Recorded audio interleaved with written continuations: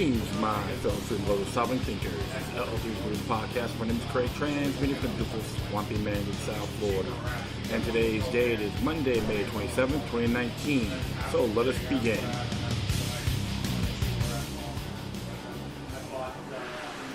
Thanks for tuning in, folks, and wishing everyone here a happy Memorial Day. Pay homage to the folks that passed for serving the wars. May their souls be forever free. So I'm just going to be a little bit mellowed out here. So warm outside, pretty hot, I consider to be exact. And you hear some chatter in the background on that downtown saloon, located at 10 South New River Drive East, in the heart of Fort Lauderdale, Florida, along New River to be exact, not far from the courthouse.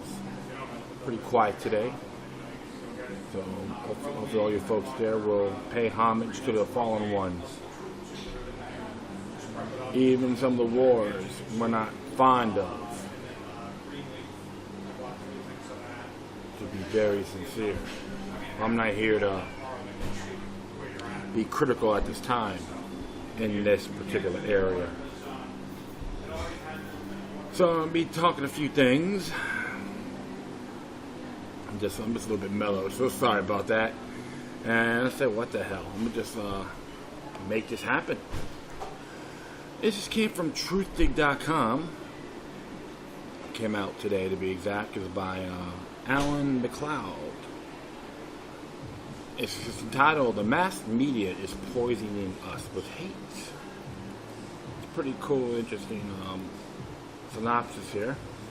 And those it reads here: in the manufactured consent, the political economy of the mass media, published in 1988, Edward S. Herman and Noam Chomsky expose the techniques that the commercial media use to promote and defend economic, social, and political agendas of the ruling elites. These techniques included portraying victims as either worthy or unworthy of sympathy.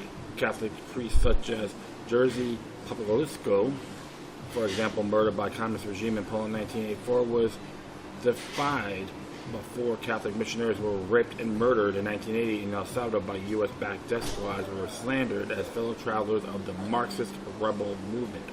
The techniques also included both narrowing the debate in a way the illustrious elite consensus and intentionally failing to challenge the intentions of the ruling elites or the actual structures of power.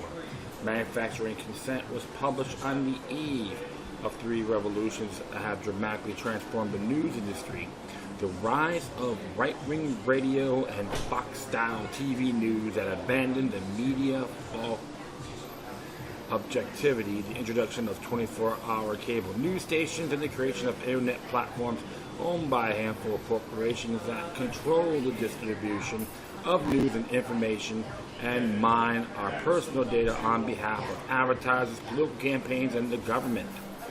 The sins of the old media, bad though they were, are nothing compared with the sins of the new media.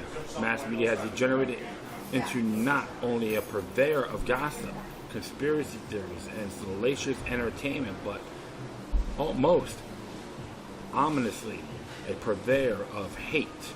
Matt Taibbi, the author of Hate Inc., How and Why the Media Makes Us Hate One Another, has dissected a modern media platform in much the same way that Herman and Chomsky did the old media. The new media, Taibbi points out, still manufactures consent, but it does so by setting a group against group, a consumer version of what George Orwell in his novel 1984 called the 2 minutes hate. Our opinions and prejudices are skillfully catered and to reinforce with the aid of the detailed digital analysis of our proclivities and habits and then sold back to us. The result, Taibbi writes, is packaged anger just for you. The public is unable to speak across the manufactured divide. It is mesmerized by the fake descent of the culture wars and competing conspiracy theories. Politics under the assault has atrophied into a tawdry reality show centered on political personalities. Civic discourse is defined by invective and insulting remarks on the internet. Yeah, you go to Twitter, you'd be surprised. I got mustard a few times. You're so pathetic. You know, you need to read a book or take a course. Like, I don't know anything. The power, meanwhile, is left unexamined and unchallenged. The result is political impotence among the populace.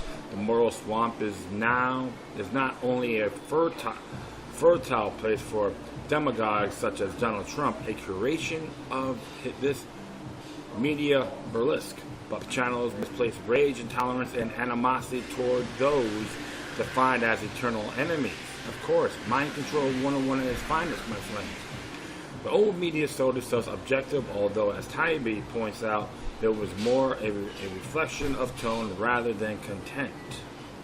This vaunted objectivity and impartiality was, at its core, an element of a commercial tactic designed to reach the largest numbers of viewers or readers. Objectivity was when I was told I couldn't write with voice. Taibbi told me when I interviewed him on my television show on Contact. There's an interview that links in there as well. And there's a quote, I couldn't write with your point of view. Objectivity was to write in a dull, flat, third-person perspective. Don't express yourself, don't be too colorful. This actually was, if you pick up the New York Times today, in that same writing style. The original idea behind it is you didn't want to turn off people on the start because they're trying to reach the widest possible audience. It's also infected radio, television, and that's why you have this Tom Brokaw, Dan Rather style delivery, which is a monotonal, flat, unopinionated. Yeah, it's like, yeah, right now on NPR. Just to give you an example, that's why they say a lot of people thought this was some kind of ethical decision that news organizations were making. In fact, what they were trying to do is reach the greatest number of people to sell the greatest number of ads. That's how we developed that idea. The old media rigidly held to the fiction that were only two kinds of political opinions, those expressed by the Democrats and those expressed by the Republicans. All hail to the mainstream factions, right? These two positions swiftly devolved into caricatures on radio and television. The classic example was show Crossfire, in which two accidentists, the stereotypical liberal and the stereotypical conservative, could never agree. The liberal, Taibbi pointed out, was always cast as the person who couldn't punch back. He was always in retreat. The conservative was always in attack mode, a personnel like Tucker Carlson. These staged and choreographed confrontations were in essence sporting events. If you watch Sunday's NFL Countdown, you will see such a design exactly the same as that of Crossfire. The anchor on one side, there's usually 4 commentators, 2 that represent each team. They have graphics that tell you what the score is, who is ahead, and who is behind. We want the people to perceive politics as something that they have a rooting interest in. There's no possibility of any gray area in any of this. All right, this is like your political identity can't possibly bleed into any other political identity. You're on one team or another. Yes, you're with us or with the terrorists. Very similar, right? That's it. We don't even acknowledge the existence of people who have different types of ideas. For instance, anti-abortion, but also pro-union. Whatever it is that doesn't exist in the media. The fact that on big issues, the two major political parties are in agreement is ignored. Deregulation of financial industry, the militarization of police, the explosion in the prison population, deindustrialization, austerity, the endless wars in the Middle East, the bloated military budget, the control of elections and mass media by corporations, and the wholesale surveillance of the population by the government all have bipartisan support. For this reason, they are almost never discussed. Ain't that true? People want to know about, Trump this, Trump that, but they forget the other areas. Great distractions, and people a lot of folks get caught hook, line, and sinker. It's always presented as two parties that are always in disagreement about everything, Tabby said, which is not true. We, the members of the press, are not focusing on the timeless, permanent nature of how the system works. He said, we don't think about the central bank, we don't think about the security state, we don't think about that stuff. We focus on personalities. Donald Trump versus Alexandria Ocasio-Cortez. It's like Huey and Dewey, right? That simplifies everything and allow us not to look at the bigger picture. Yes, face value, no fine print, no observation. Once the old media model imploded with the arrival of 24 hours of news networks, Fox-style news and the internet, the monopoly of a few dominant newspapers and networks ended. In the new setting, media organizations tailors their content to focus on specific demographics. Exactly. You in this group, that group, you're this person, that person, because we say so. MSNBC, which has gone through some interesting changes over the years, markets itself as a far left-leaning network, Tabby said, but was also intensely pro-war in 2002. That it had to uninvite Jesse Ventura and Phil Donahue from the network. The latest thing was Russiagate and the constant hyping of the narrative. If you watch, you might learn any minute that we, along with Robert Mueller, are going to take down the president.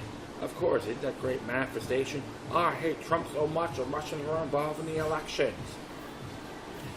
I don't care what the facts are. I don't want the whole thing. Russia was responsible. The media model not only set demographics against demographic, it mutes and destroys investigations into corporate systems of oppression and genuine dissent. That's a good point. Great pointers here. You don't have to make the news up for these people. Tabby said of the process of creating carving up the public. You can pick stories and that they're going to like. You start feeding them content that's going to ratify their belief systems. Fox did it first. They did it well. They started to make money. They were number one for a long time, but this started to bleed into the rest of the business.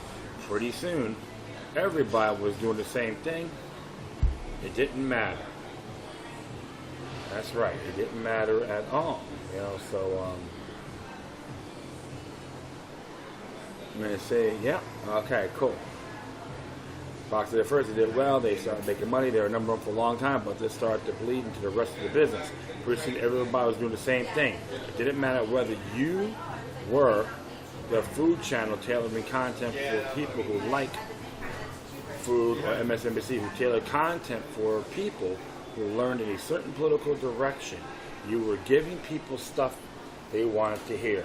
Yeah, manifestation. This is the name of the game. Previously, you were looking at the illusion of debate. Tabby said of the old media model, would you see people arguing on Crossfire on op-ed pages that were people who disgrace with each other? Now, most people news consumption experience is tailored entirely to their preferences. You're only reading media that tailored to your particular belief system. You're not being exposed to other ideas. It's going to be progressively more vituperative. Oh, yes, indeed. One of the first stories they taught the news business, You can actually sell anger as a product, was the Monica Lewinsky scandal, Tybee said. You could add Charlottesville as well. MSNBC built its brand and its audience relentlessly, warning of the presidency of Bill Clinton was in mortal peril during the Lewinsky investigation. It's repeated this format by spending 2 years of hyping a story of supposed Russian collusion with the Trump administration. What they are trying to do was basically create the impression that a new Watergate was going on. You better tune in because any moment this could go all kaput, Tybee said of the Lewinsky scandal. They got an enormous market share. Fox added a twist to it. Fox took the same concept openly and villainized the characters. They decided to make Bill and Hillary into caricatures and cartoon figures, aging hippies. They kept running clip after clip of Hillary Clinton talking about how she didn't bake cookies. They knew their audience was going to react to all these images in a certain way. They sold people stories that make them angry. They told them, if you keep tuning in, somehow you are part of the process. You are part of this ongoing prostitution of this cultural enemy that we are showing you. We tell you about somebody you don't like. We keep telling you about it over and over to dominate the ratings. The result, Tybee argues, is a marketing strategy that fosters addictive and aggressive behavior. The more habits readers and viewers of the internet and electronic devices are tracked, the more addiction and aggression are fed. Exactly. That's exactly how we look at that. This creates more pockets of political rancor. He went on, it creates masses of media customers who have been trained to only see one direction, as they have been pulled through this history of a railroad track with heads fastened and blinders looking only one way. Even without religious content, or just the process of surfing and consuming the news has a lot of the same qualities as other addictions like smoking cigarettes or taking drugs. People get addicted to the feel on their phones. They get addicted to the process of turning on screens. You especially get addicted to the idea that you're going to turn on a news program or read an article and it's going to tell you that is going to anger you even more than you were yesterday. The template for news, Tybee writes, is professional wrestling. Wrestling was a commercial format that they figured out worked incredibly well. Tybee said of the corporate owners and of news outlets, there was simplified mortality play where there was a good guy who called the babyface and the bad guy they called the heel. They relentlessly hyped the bad guy. The heel was more important in wrestling and more popular than the face. Amount they can sell you is a direction correlation to how much people hate the bad guy. You have to have a hateable heel in order to make the formula work. This is how the news works. Reporters, Tybee write in his book, now regularly do the outrage hero finger-pointing routine wherever they are within the mile of Trump. Jim Acosta's confrontation with the president, for instance, seemed pulled straight from the WWE outtakes. Trump's whole presidency has turned into a heel hero promotion with Bob Mueller in the face role. Trump fits like a glove into the commercial formula of all of this. Tybee said in the interview that's what's fascinating about it. He actually makes more money for MSNBC, CNN, Washington Post, New York Times side than he does for Fox and the Daily Caller. He's a cartoon character who is a perfect heel. You have an utterly simplified political landscape. There are only two ways to be. You're either for this incredibly nauseous figure or you are against him. But Tybee notes, there is a diminishing return as with any addiction, you have always have to constantly increase the level of the rhetoric in order to get people to keep coming back. He said, you can't be narrowly incompetent or corrupt. Sooner or later, you have to get to the point where you're saying demagogues, authoritarians, dictators. Finally, as Glenn Beck discovered, you have to start calling them Hitler. That got to the point where he was simultaneously calling people Hitler and Stalin. It wasn't just to be Hitler. If you're defining somebody else as that bad, then everything is permissible. He said, we saw this with Russiagate. The same sort of liberal commentators who ages ago would have been very concerned about things such as the collapse of attorney-client privilege or the FISA program. Any of that stuff. They don't care about it anymore. They just want to get the purse. The shaping of a republic into antagonistic tribes works commercially. It works politically, but is a recipe for social disintegration. Watch competing ethnic groups in the former Yugoslavia seize rival mass media outlets and use them to spew vitriol and hate against the ethnic group they demonize. The poisonous images and rhetoric that were pumped out of their mouth after a month in Yugoslavia led to the savage fratricide. The United States is already plagued by an epidemic of mass shootings, death threats against President Trump, including Representative Ilhan Omar, and aborted assassination attempts, including of Trump supporters mailing up pipe bombs. That's allegedly, to be exact, last year prominent Democrats and CNN in efforts to decapitate the hierarchy of the Democratic Party, as well as terrorize media outlet that is the party's principal propaganda arm.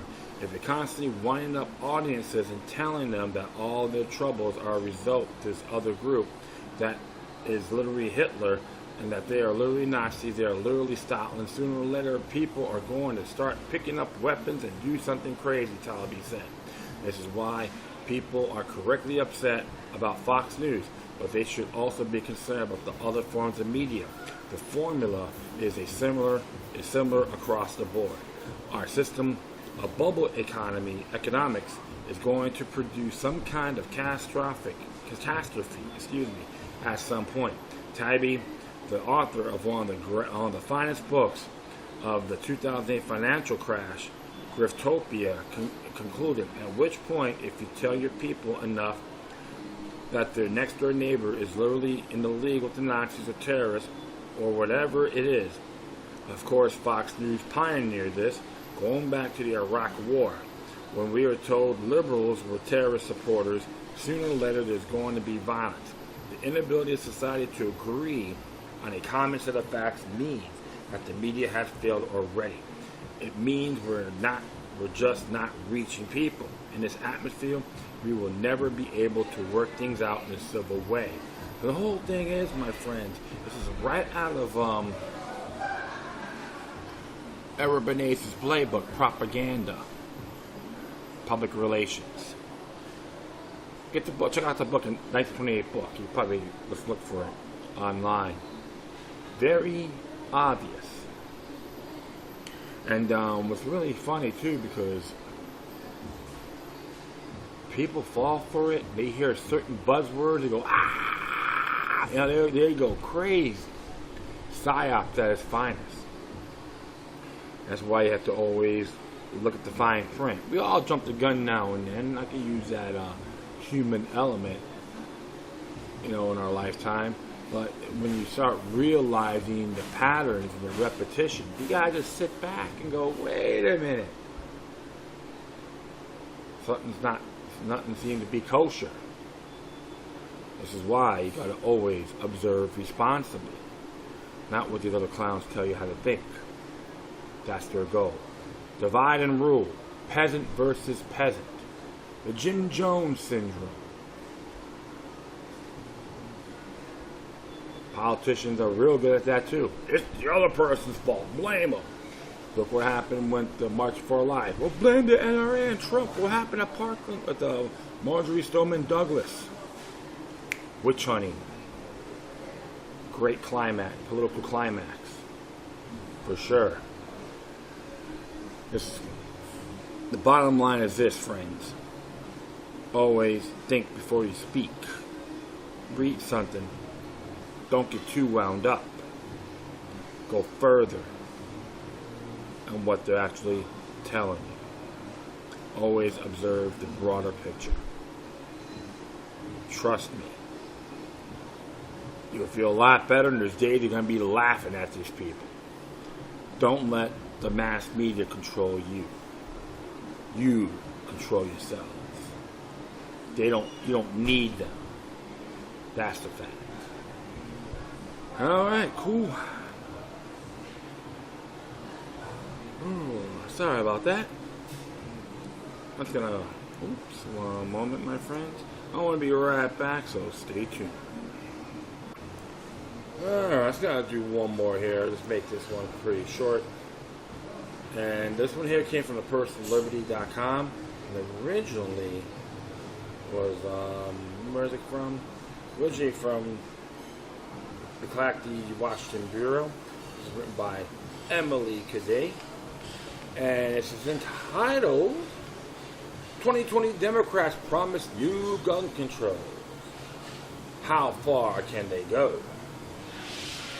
And as it reads,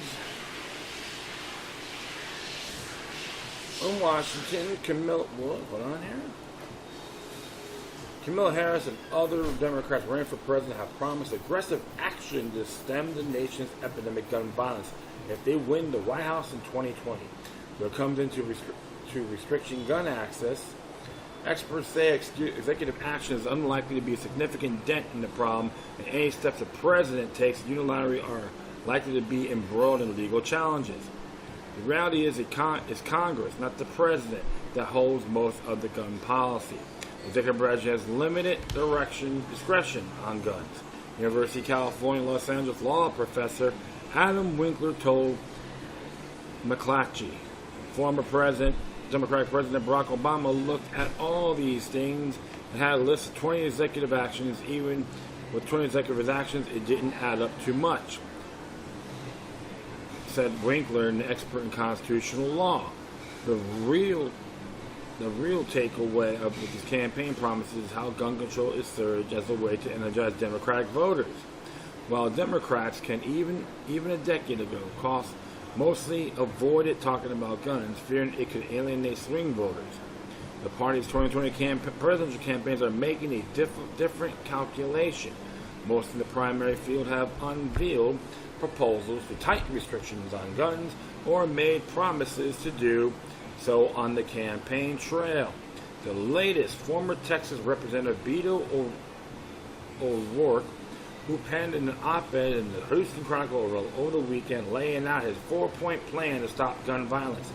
The candidates tend to downplay how much they would rely on Congress to achieve their goals. For an example, much of New Jersey Senator Cory Booker's expansive 2020 gun agenda, including the centerpiece of universal federal gun licensing system, which required Congress to pass legalization. South Bend, Indiana, Pete Buttigieg also recently endorsed the idea. Banning the sale of so-called assault weapons would require a new law. Harris, Booker, O'Rourke, Buttigieg, and have all promised to pursue that goal, as many others in 2020 candidates. Very anti-Roe versus Wade to be exact. Betting that Republicans in Congress will block any gun action, Harris' campaign has zero or in gray areas in existing gun laws that her advisors believe permit the president to tighten restrictions. If Congress is not going to act, and we have no indication that they will, we're going to use absolutely everything in our authority to do much as we can fight back, said Harris campaign spokeswoman Christine Allen. Yes, my magic lamp, please. Bing, psh. Oh, man. Banning AR-15 imports over the past month, the California senator has announced 5 different actions on guns she would take in 2021 if Congress fails to act within the first 100 days of her presidency. Most recently, Harris pledged to prohibit the importation of AR-15 assault weapons. The 1968 Gun Control Act gives the executive branch broad authority to bar gun imports that are not suitable for or readily adaptable for sporting purposes, experts agree. Null and void, of course. Different administrations have had very different interpretations of what falls under the category, said David Koppel, a policy analyst of the Cato Institute, a center-right think tank in Washington, D.C. but legal experts said Harris would have a difficult time following through another pledge to take gun manufacturers and dealers to court for negligence, among other violations. The Harris campaign notes that while a 2005 liability law, the Protection of Commerce and Arms Act, protects gun sellers from a broad array of individual lawsuits, those protections do not apply when the plaintiff is the federal government. The Harris promised her administration would enforce not just federal law, but state and local gun laws as well. So, this is funny because she's going to try to tell the way you look at this, going to enforce other state and local gun laws? Come on, shut up, Miss Harris. Suck anyway, yeah? UCLA's Winkler said that there are no expectations to the 2005 law, which the administration could use to go after some gun makers and sellers who make defective products or violate other existing laws. But overall, the protections are pretty expensive. The very few efforts to hold gun manufacturers liable have been successful, he said. Background checks. As president, Harris would also run into problems enforcing another near-universal background check requirement she promised last month. First-term senator has proposed categories of anyone who sells 5 or more guns per year as a gun dealer for federal licensing purposes, thus triggering a background check on all their gun sales. Very, this more anti-Roe versus Wade. It's just funny how some of these clowns think. But I'm going to continue on here. I don't see how she can possibly do that, said Koppel of the Cato Institute. The key language in the Gun Control Act of 1968 defines a gun dealer as someone engaged in repetitive transactions for the purpose of a profit. A collector sells more than 5 guns in a year, but argued that's not the purpose of profit, he pointed out. Harris would certainly run into a legal challenge, said Koppel. And if the courts was fair, you have to rule against her. Lindsay Nichols, a federal policy director for Giffords Law Center, supports more stringent federal gun policies, but Nichols doubted the federal government could meaningfully alter the existing background check system without new legislation. We've seen this over and over again. Criminals will take advantage of any loophole that exists in the laws, she said. They'll just steal the damn thing. You don't have to go through these loopholes, most of them. Despite the limits on presidential power, however, Nichols said having a president who is focused on tightening gun laws would represent a notable shift. Just treating gun violence, gun safety as a priority that requires action at the highest level. That is something. Certainly, the current administration is not doing, Nichols said. She pointed out that the Democratic administration could take some steps without Congress's approval, like shift resources toward programs for gun violence prevention and those affected by gun violence, things that Booker detailed on the agenda. Maybe, the whole Article 1, Section 7, the House holding the purse. The President could also beef up the Department of Justice for Bureau of Alcohol, Tobacco, and Firearms, and encourage it to better coordinate with other federal agencies as well as the state and local governments. The ATF has been doing a lot of the A and T, but not much of the F, Harris joked at a CNN town hall in April. We need to fix that. No, we need to abolish them. They're okay to support murderers. Remember Waco and Ruby Ridge? Just enforcing existing laws requires coordination across different members of the cabinet, different agencies, different departments, and also coordination between federal and state and local governments. Nichols said those are the things that are not happening now. Well, sorry, Senator Harris. You're null and void to be president of the United States, and you're a proud oath breaker. The reason why I say you're not qualified to be president of the United States because your parents, you are not a natural born citizen, so your position is null and void, just like Ted Cruz, Barack Obama, etc. So give me a break. You're gonna lose, I guarantee you that. And your platform will not prevail. People are waking up on this matter. You're gonna have more government dependency programs. A lot of folks do remember Waco and Ruby Ridge, done by the ATF, and plus other things as well. You cannot just go to state with your feds because you gotta get permission from them and talk to the sheriffs. That's right, separation of powers. So, no further ado, it's null and void. All what you're doing, anti-freedom, anti-Roe versus Wade, anti-property, etc.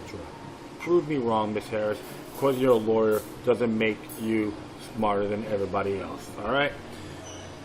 Okay, I thank everyone for listening. Plus, feel free to download and share through social media networks. If you have any questions, comments, and something that's interesting you want to check out, whatever you do, please send your correspondence to Corn.